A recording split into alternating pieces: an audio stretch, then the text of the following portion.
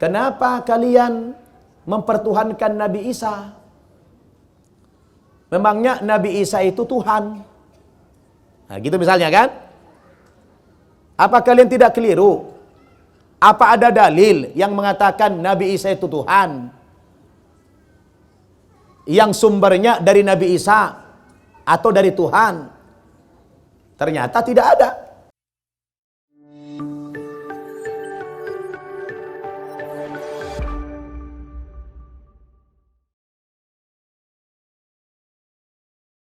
Kayak ibu-ibu ini nggak boleh dikasih materi yang tinggi-tinggi, pusing nanti.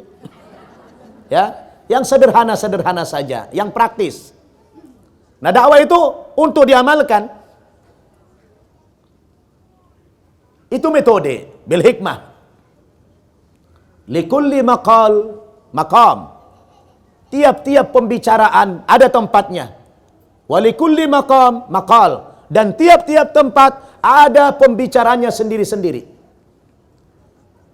Waqi'iyah, situasional. Metode yang kedua, supaya dakwah kita diterima orang, wal mau'izatil hasanah. Dengan cara memberikan pelajaran-pelajaran yang baik, yang mudah dicerna oleh mad'unya, objek dakwahnya. Bila perlu disertai dengan tamsil-tamsil, umpama-umpama, misal-misal. Al-Quran banyak memberikan permisalan. Supaya apa? Supaya orang tertarik untuk mengamalkan. Contoh apa? Mathalul ladzina yunfiquna amwalahum fi sabilillah kamathali habbatin ambatat sab'a sanabila fi kulli sumbulatin mi'atu habbah wallahu yudha'ifu liman yasha wallahu wasi'un alim. Masih ingat rupanya. Perumpamaan orang yang berinfak di jalan Allah sama seperti orang yang menanam sebutir padi, kata Allah. Dari satu butir itu tumbuh menjadi 7 tangkai. Yang pernah tani tahulah itu. Ibu pernah nanam padi dulu? Pernah ya? Nah, kita tanam sebutir, biasanya tumbuhnya banyak. Diperumpamakan dalam Al-Quran, nanam sebutir, tumbuh 7 tangkai. Dari masing-masing tangkai menghasilkan 100 butir padi. Tadinya cuma 1, jadi berapa hasilnya? 700. Ini dalam rangka memotivasi orang beramal. Berikan itu. Permisalan. Untuk mudah orang menerima dakwah kita. Metode yang ketiga, nah ini yang jarang dilakukan.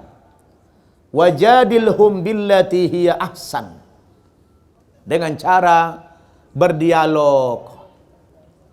Berdialog. Dan kalau mau dialog, tidak boleh kita berdialog dengan seseorang dengan cara yang baik. Dilarang oleh Al-Quran. Al-Quran melarang kita berdialog dengan orang di luar kita dengan cara yang baik. Dilarang. Tapi yang diperintah oleh Allah dengan cara yang terbaik. Hah? Bingung ibu-ibu? Ya? Bingung enggak? Dilarang apa yang tadi? Yang baik dilarang. Yang boleh? Nah, itu. Bahasa Al-Quran bukan hasan. Kalau hasan baik. Tapi wajadilhum billati hiya ahsan. Ahsan itu terbaik. Kalau baik biasa. Tapi kalau terbaik luar biasa. Maka Quran melarang kita dialog dengan cara baik. Tapi Allah perintahkan kita dialog dengan cara yang terbaik. Terbaik materi yang disampaikan, bahasanya, tutur katanya, pilihan katanya, itu semua yang terbaik. Jangan sampai menyinggung perasaan orang. Betul? Saya alhamdulillah Bu, kalau dialog dengan orang Nasrani, ya, itu biasanya tidak lama-lama. Paling lama 2 kali pertemuan. Jarang tuh 3-4 kali. biasanya itu sudah gugur minta masuk Islam. Alhamdulillah. Saya sudah banyak mengislamkan orang dengan dialog begitu. Alhamdulillah. Justru pengalaman dakwah saya, Bu, yang susah mengislamkan orang Islam. Ya. Mengislamkan orang Islam itu lebih sulit ketimbang mengislamkan orang Kristen. Kalau orang Kristen itu mudah, asal sudah menguasai ilmunya. Nah, beruntung saya dulu dari Kristen, ya, menguasai ilmu-ilmu Kristen. Saya masuk Islam, ilmu yang dulu ternyata masih bisa digunakan sebagai alat dakwah. Nah, itu kita tunjukkan kepada mereka. Contohnya apa? Kenapa kalian mempertuhankan Nabi Isa? Memangnya Nabi Isa itu Tuhan? Nah, gitu misalnya kan? Apa kalian tidak keliru? Apa ada dalil yang mengatakan Nabi Isa itu Tuhan? Yang sumbernya dari Nabi Isa atau dari Tuhan? Ternyata tidak ada. Coba Anda baca, Anda baca Injil Markus pasal 12 ayat 28 dan 29. Ketika Yesus ditanya orang-orang Saduki tentang amalan yang paling utama, dia menjawab, dengarlah hai orang Israel, Tuhan Allah kita, Tuhan itu Esa. Berarti Tuhannya Yesus siapa? Allah. Kenapa kalian mempertuhankan beliau? Padahal beliau tidak pernah ngaku-ngaku Tuhan. Nah, baru nanti sampaikan sama dia. Bukankah semua dalil dalam Injil kalian yang mempertuhankan Yesus itu datangnya bukan dari Yesus, tapi dari Paulus? Di mana ayatnya? Anda bisa baca dalam Kisah Para Rasul pasal 2 ayat 36 dan kitab Filipi pasal 2 ayat 11. Itu adalah dalil-dalil yang mempertuhankan Yesus. Alhamdulillah masih hafal saya, Bu. Sisa-sisa ini ya. Ini kalau kita sampaikan kepada mereka, wah, terbuka matanya. Karena mayoritas orang Nasrani itu tidak mengerti Injil. Mereka tidak pernah baca Injilnya.